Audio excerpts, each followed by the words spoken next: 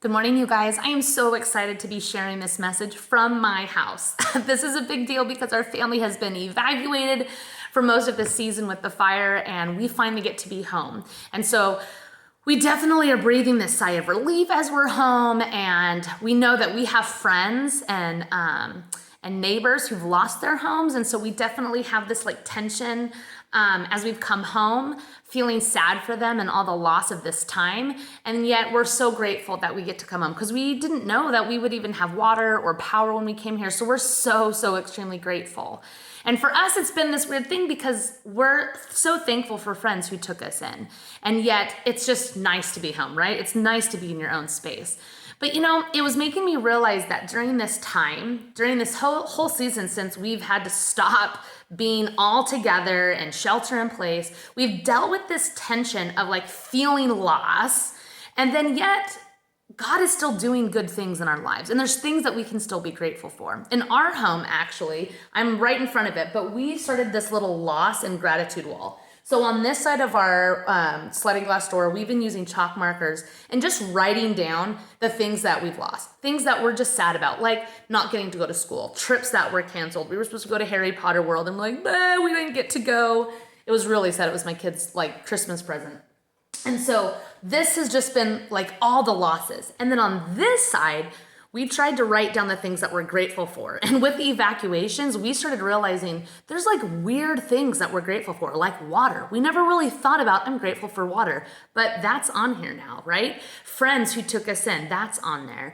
The fact that our house didn't burn down, that's on here. And so there's this weird thing, I think, that we have to remember, that it's okay to be sad, to mourn, to sit in that and to go through those emotions. But I think it's also good and a part of life to also remember the good things, and even in the midst of the sadness. And in fact, it reminded me of this passage in Ecclesiastes. And I wanted to read a part of it for you and listen how there's a season for everything, and just kind of listen to it. So this is Ecclesiastes 3. It says, there's a time for everything and a season for every activity under heaven. A time to be born and a time to die.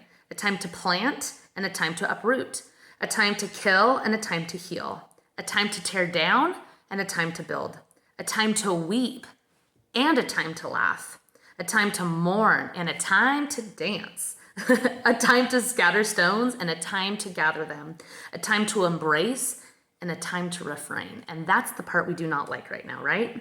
A time to search and a time to give up. A time to keep and a time to throw away. A time to tear and a time to mend. A time to be silent and a time to speak. A time to love and a time to hate.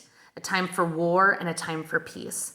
What does the worker gain from his toil? I have seen the burden God has laid on men. He has made everything beautiful. Everything, all those things, beautiful in its time. He has also set eternity in the hearts of people, yet they cannot fathom what God has done from the beginning to the end. Now, I hope that encourages you. In my mind, I think it's important that we recognize the loss, that we process it, that we name it. These are the things I'm sad about. These are the things, right? But then also make space for the gratitude. Remember the good things that God is still doing. And remember, it's hard for us to wrap our heads around it, but God can make all of this stuff beautiful in its time. And so I want to encourage everyone, find your own way to process your loss and to process your gratitude. Maybe you want to make your own wall in your house. Make sure it's okay with your family. Maybe you want to do this in your journal. Maybe just every day you want to get up and have those thoughts.